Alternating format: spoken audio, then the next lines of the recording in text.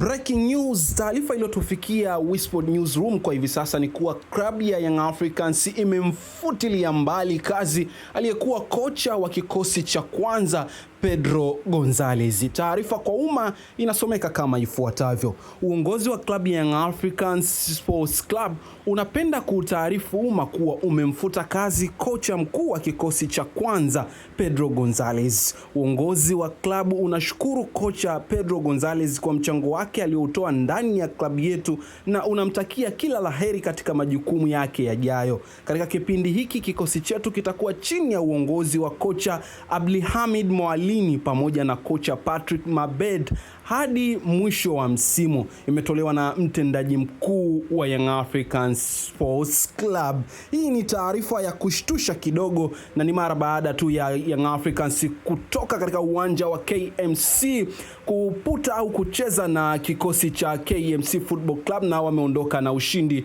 wa bao 1-3 kibindoni. Kelele zilikuwepo nyingi kwa mashabiki tangu mechi iliyochezwa katika uwanja wa Meja Jenerali Isamuyo, tunazungumza Mei 3, mechi iliyokutanisha Young Africans na Simba Sports Club wakiwa ni wageni katika mchezo huo, na mchezo ulimalizika kwa bao 2-2. Maneno yalikuwa mengi zaidi kuhusiana na mwalimu Pedro Gonzalez na hatimaye klabu ya Young Africans sasa imefikia muafaka wa kumfutilia mbali kazi aliyekuwa mwalimu ama kocha wa kikosi cha kwanza cha klabu ya Young Africans. Yapi maoni yako katika hili ambalo Yanga wamelitolea taarifa kwa umma? Je, ni mapema zaidi ama mwalimu alipaswa kupewa nafasi? Tuandikie hapo maoni yako nasi tutapita kuyasoma. Uwe na wakati mwema. Asalamu alaikum.